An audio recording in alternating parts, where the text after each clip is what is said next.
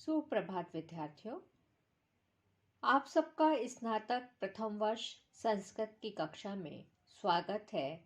हम नीति शतकम नामक मुक्तक काव्य पढ़ रहे हैं, जिसमें हमने मूर्ख पद्धति, मानशौर्य पद्धति, अर्थ पद्धति पढ़ ली है। अब हम आगे का श्लोक पढ़ रहे हैं। त्वमेव चातक आधारो असि इति केषां न गोचरः किम अम्बोधवरास्माकं कार्पण्योक्तिं प्रतीक्षसि। यहाँ पर भर्तृहरि ने धनिक लोगों को कार्पण्य यानी कंजूसी को छोड़ने की बात कही है, उदार बनने का संदेश दिया है। संबोधन कर रहे हैं अम्बोधवर, हे मेघ श्रेष्ठ, त्वमेव तुम ही चातक आधारो असीति, चातक के आश्रय हो। इति केशाम न गोचरः, यह किसको नहीं मालूम, यानी यह बात तो हर कोई जानता है। अस्माकं कार्पण्य उक्तिम किम प्रतीक्षते, तो फिर हमारे दीन वचनों की क्यों प्रतीक्षा कर रहे हो। हे मेघ श्रेष्ठ, केवल तुम ही चातक पक्षियों के आश्रय हो, ये बात कौन नहीं जानता, फिर हमारे दीन वचनों की क्यों प्रतीक्षा कर रहे हो। यहाँ कवि चातक के माध्यम से धनवान और चातक के माध्यम से याचक का कथन कर रहा है और मेघ के माध्यम से धनवान व्यक्ति को संबोधित कर रहा है। यहाँ पर अप्रस्तुत प्रशंसा अलंकार है और अनुष्टुप छंद है, प्रसाद गुण है, वैदर्भी रीति है। कवि मेघ श्रेष्ठ के माध्यम से ऐसे व्यक्ति को, धनवान व्यक्ति को, समर्थ व्यक्ति को संबोधित कर रहा है, जो कि उसके आश्रित में निर्धन व्यक्ति हैं, याचक व्यक्ति हैं, और वह उनको कि तुम ही उसके आधार हो, फिर ऐसे में तो अपना बड़प्पन दिखाओ, क्यों उनके दीन वचनों की प्रतीक्षा करते हो। यह बात कही गई है। अन्य श्लोक 52वां। रे रे चातक सावधान मनसा मित्र, क्षणं श्रूयताम् अम्बुधा बहवो वसति गगने, सर्वे अपि न एतादृशाः, केचिद् वृष्टिभिराद्रन्ति वसुधां गर्जन्ति, केचिद् वृथा, यं यं पश्यसि तस्य तस्य पुरुतो मा ब्रूहि दीनं वचः। यहाँ पे कवि कह रहा है कि याचकों को सर्वत्र अपनी दीनता प्रकट नहीं करनी चाहिए। रे रे मित्र चातक, हे मित्र चातक, सावधान मनसा, सावधान मन से, क्षणम श्रूयताम, क्षण भर सुनो, गगने अर्थात आकाश में, बहवा बहुत सारे, अम्बोदा वसंती मेघ रहते हैं, सर्वे अपि न एतादृशा, सभी एक जैसे नहीं हैं कि सभी वृष्टि करें, ऐसे नहीं है। केचिद वृष्टि भी राद्रयन्ति, कुछ तो वृष्टि से गीला कर देते हैं, वसुधाम पृथ्वी को, गर्जन्ति केचिद वृथा, और कुछ व्यर्थ ही गरजते रहते हैं और वर्षा नहीं करते। यम यम पश्यसि तस्य तस्य प्रूतो मां ब्रूहि दीनम वचा, जिस जिसको तुम देख रहे हो उसके सामने अपने दीन वचन मत कहो। यहाँ पर कवि चातक और मेघ के माध्यम से व्यक्ति को यह संदेश दे रहा है कि याचना करो तो भी ऐसे व्यक्ति से जो कि आपको दान दे। ऐसे व्यक्ति से याचना मत करो जो केवल गर्जना ही करे और दान नहीं करे। ऐसे व्यक्तियों के सामने दीन वचन मत बोलो। अप्रस्तुत प्रशंसा अलंकार है।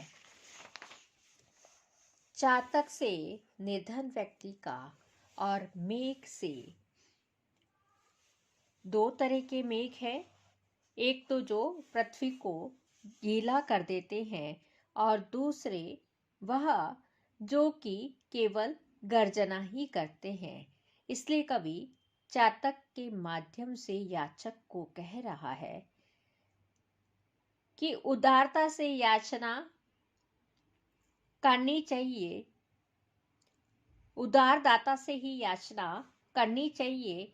इस वसुंधरा पर अनेक धनवान रहते हैं किंतु सभी कृपालु नहीं होते। चातक की इच्छा की पूर्ति कोई कोई मेघ ही करता है, वैसे ही याचक की अभिलाषा भी कोई कोई दाता ही पूरी करता है। इसलिए सबके सामने याचना नहीं करनी चाहिए।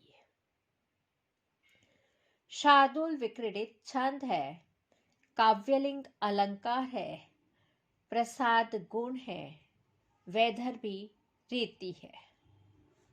अब दुर्जन पद्धति का श्लोक देखिए। अकरुणत्वं कारण विग्रह परधने परयोषिति च स्पृहा सुजन बंधु जनेष्व सहिष्णुता प्रकृति सिद्धाम में भी दुरात्मना।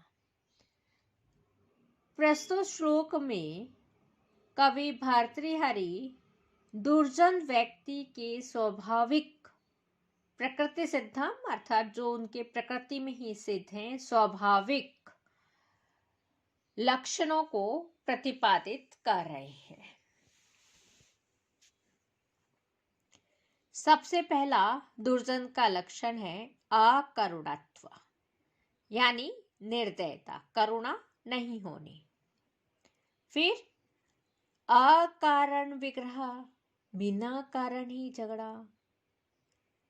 पर धने, पराय धन, और परयोषिति च, और पर स्त्री की स्पृहा अभिलाषा करना। सुजन बंधु जनेषु, सज्जन और बंधुओं से असहिष्णुता ईर्ष्या करना। ये सभी दुर्गुण दुर्जनों को दुरात्मनाम यानी दुर्जनों को प्रकृति सिद्धम स्वभाव से ही प्राप्त होते हैं।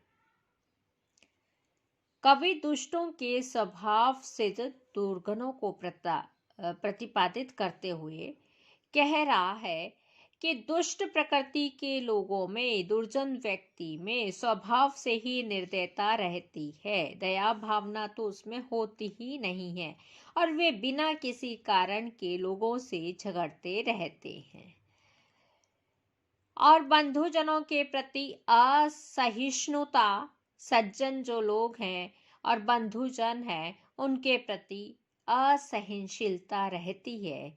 ये दुर्जन व्यक्ति के दुरात्मना यानी दुर्जन स्वभाव वाले व्यक्तियों में यह स्वभावतः ही सिद्ध होता है। ये उनके स्वाभाविक लक्षण है। अकरुणत्व, अकारण विग्रह, पर धने और दूसरे के धन में, और परयोषिति स्पृहा चाह, अपने सज्जन बंधु जो हैं उनके प्रति असहिष्णुता। ये 5 ऐसे लक्षण हैं जो कि दुर्जन व्यक्तियों में स्वभावतः पाए जाते हैं। यहाँ पर द्रुत विलंबित अलंकार छंद है, अर्थांतरन्यास अलंकार है, वैदर्भी रीति है। अब हम आगे का श्लोक पढ़ने जा रहे हैं। दुर्जन परिहर्तव्यो विद्यया अलंकृतो अपि सन् मणिना भूषितः सर्पः किम असौ न भयंकरः। दुर्जन का त्याग कर देना चाहिए। दुर्जनः परिहर्तव्यो, दुर्जन त्याज्य है। विद्यया अलंकृतो अपि सन्, भले वह विद्या से अलंकृत हो। विद्या से अलंकृत होने पर भी दुर्जन व्यक्ति को त्याग देना चाहिए, क्योंकि मणिना भूषितः सर्पः, मणि से भूषित सर्प किम असौ न भयंकरा, क्या वह भयंकर नहीं होता। दुर्जन व्यक्ति विद्या से अलंकृत होने पर भी त्याज्य है। क्या मणि से विभूषित यह सर्प भयंकर नहीं होता। कवि कहना चाह रहा है मणि से सुशोभित सर्प का उदाहरण प्रस्तुत करते हुए कि क्या मणि से युक्त सर्प भयंकर नहीं होता। मणि वाला सर्प अधिक विष वाला होता है एवं क्रोधी होता है। ऐसा सर्प अधिक हानिप्रद होता है। इसी प्रकार कोई विद्वान है किंतु दुष्ट प्रकृति का है तो वह अधिक दुखदायी होगा। उससे दूर रहना ही कल्याणकारी है। दृष्टांत अलंकार है, अनुष्टुप छंद है। यहाँ पर विद्या युक्त दुर्जन और मणि युक्त सर्प का बिंब प्रतिबिंब भाव साम्य है, इसलिए दृष्टांत अलंकार हुआ है।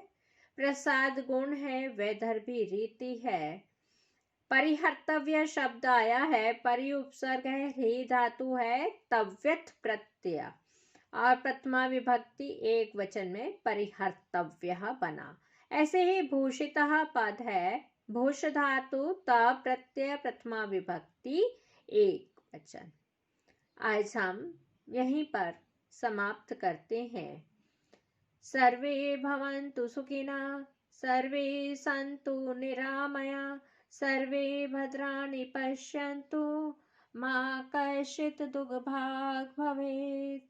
ओम शांति शांति शांति। धन्यवाद।